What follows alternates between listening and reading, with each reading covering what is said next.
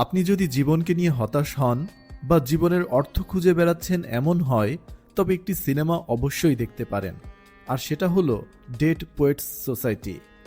1989 সালে মুক্তিপ্রাপ্ত dead poets society হল পিটার ওয়েয়ার পরিচালিত এক কালজয়ী সিনেমা, যার মূল চরিত্রে অভিনয় করেছেন রবিন উইলিয়ামস।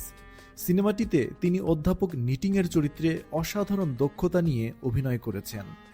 জীবনের অর্থ, সাহিত্যের শক্তি, নিজেকে খোঁজার তাগিদ আর সামাজিক বাধার বিরুদ্ধে রুখে দাঁড়ানোর গল্প নিয়ে তৈরি এই সিনেমাটি। কাহিনী শুরু 1959 সালে যুক্তরাষ্ট্রের একটা অভিজাত বোর্ডিং স্কুল ওয়েলটন একাডেমিতে।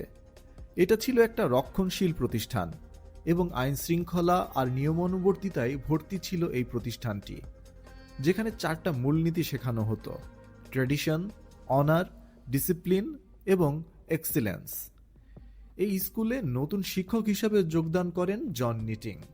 তার অনন্য শিক্ষা পদ্ধতির মাধ্যমে ছাত্রদের মধ্যে তিনি সৃজনশীলতা, ব্যক্তি স্বাধীনতা এবং স্বাধীন চিন্তার বিকাশ ঘটান। এই সিনেমার একটা ডায়লগ ভীষণ বিখ্যাত, কার্পে ডাইম বা সিজ দ্য ডে, বাংলাতে আজকের দিনটি নিজের করে নাও। নিটিং সাহিত্যের মাধ্যমে ছাত্রদের শেখান কিভাবে জীবনকে গভীরভাবে অনুভব করতে হয় এবং জীবনের অর্থ খুঁজে পেতে হয়। তার এই পদ্ধতি প্রথাগত শিক্ষা পদ্ধতির সম্পূর্ণ বিপরীত ছিল, আর এটা স্কুল কর্তৃপক্ষের বিরক্তির কারণ হয়ে ওঠে। ছাত্ররা নিটিংয়ের অনুপ্রেরণায় একটা গোপন ক্লাবের পুনঃপ্রতিষ্ঠা করে, যার নাম dead poets society.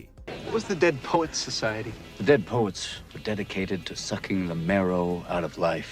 Spirits soared, women swooned, and gods were created. এই ক্লাবের সদস্যরা রাতের আধারে একটি গুহায় মিলিত হয়ে কবিতা পাঠ করত এবং নিজেদের চিন্তা ও আবেগের প্রকাশ ঘটাত।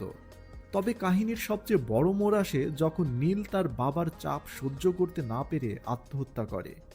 এই ঘটনায় স্কুল কর্তৃপক্ষ নিটিংয়ের শিক্ষা পদ্ধতিকে দায়ী করে এবং তাকে চাকরি ছাড়তে বাধ্য করে।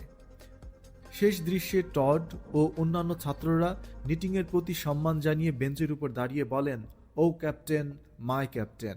এই দৃশ্যটি মুক্ত চিন্তার জয়ের প্রতীক। প্রকৃতপক্ষে ডেড পোয়েটস সোসাইটি শুধু একটি মুভি নয়, এটি জীবনের প্রতি একটি দৃষ্টিভঙ্গি। এটি সাহিত্যের শক্তি এবং শিক্ষার প্রকৃত উদ্দেশ্যকে নিয়ে প্রশ্ন তোলে আমাদের মাঝে। এই সিনেমাটির পছন্দের দিকগুলোর মধ্যে আপনি পাবেন রবিন উইলিয়ামসের দুর্দান্ত অভিনয়, যা সিনেমাটিকে হৃদয়গ্রাহী করে তুলেছে। এর চিত্রনাট্য এবং সংলাপগুলো ভীষণ রকম অনুপ্রেরণামূলক, বিশেষ করে কার্পে ডাইমের ধারণাটি। তবে অনেকের কাছে মুভিটিকে খুব ধীর মনে হতে পারে, কিন্তু গল্পের গভীরতা বোঝার জন্য এই ধীর গতি পরবর্তীতে আপনার প্রাসঙ্গিক মনে হবে। সিনেমাটি দেখার পর নিঃসন্দেহে আপনি আপনার জীবন ও চিন্তাভাবনাকে নিয়ে নতুন করে ভেবে দেখতে শুরু করবেন। আইএমডিবি রেটিংয়ে সিনেমাটির রেটিং 8.1, 10-এর মাঝে। আমার ব্যক্তিগত রেটিং 5-এর মধ্যে 4.5। সিনেমাটি আপনার দেখা হলে আপনার রেটিং কত আর কেমন লেগেছিল জানাতে ভুলবেন না।